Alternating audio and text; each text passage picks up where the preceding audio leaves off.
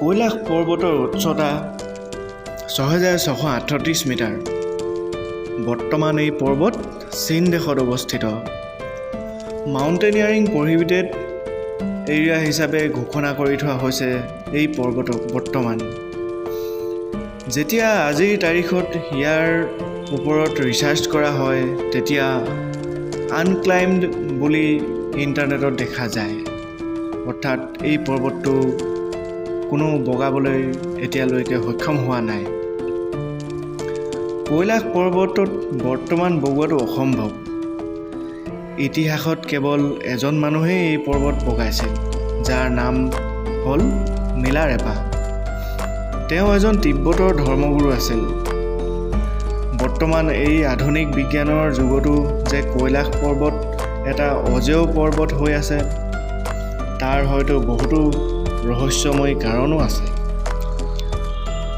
যেতিয়া তিব্বতৰ মিলাৰেপা নামৰ ব্যক্তিজন কৈলাশত বগাই উভতি আহিল, তাৰ পিছত তেখেতে সমগ্ৰ বিশ্ববাসীক এটা সাৱধানবাণী বা সতৰ্কবাণী প্ৰদান কৰিলে। তেওঁ ক'লে যে ভৱিষ্যতে যাতে কোনো মানুহে এই পৰ্বতটোত বগাবলৈ চেষ্টা নকৰে। ইটালীৰ এজন পৰ্বতাৰোহী আছিল, যাৰ নাম আছিল ৰেইনহোল্ড মেছনাৰ। তেওঁ সমগ্ৰ বিশ্বতে বিখ্যাত হৈ উঠা এজন পৰ্বতাৰোহী আছিল।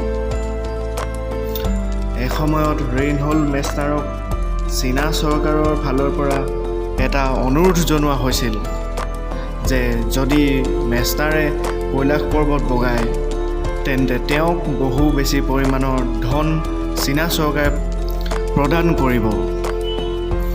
কিন্তু ৰেইনহোল্ড মেছনাৰে পোনপটীয়াকৈ মানা কৰি দিছিল আৰু তেওঁ ক'লে যে এই পৰ্বত কোনো মানুহেই বগাব নোৱাৰে বুলি, বা এনেকুৱা কাৰ্য পৃথিৱীৰ কোনো মানুহে কৰিব নোৱাৰে। বৰ্তমানলৈকে যোৱা কেইবাশ বছৰৰ ভিতৰত কৈলাশ বগাবলৈ যাওঁতে 100তকৈও অধিক লোকৰ মৃত্যু ঘটিছে। আপোনালোকক এইখিনিতে এখন গ্ৰন্থৰ কথা ক'ব ওলাইছোঁ, যাৰ নাম ভৱিষ্যমালিকা। এই গ্ৰন্থখন প্ৰায় 600 বছৰৰ আগতেই ভাৰতীয় ঋষিমুনিসকলে লিখি উলিয়াইছিল। এই গ্ৰন্থখনতো কৈলাশ পৰ্বতৰ বিষয়ে বিৱৰণ পোৱা যায়।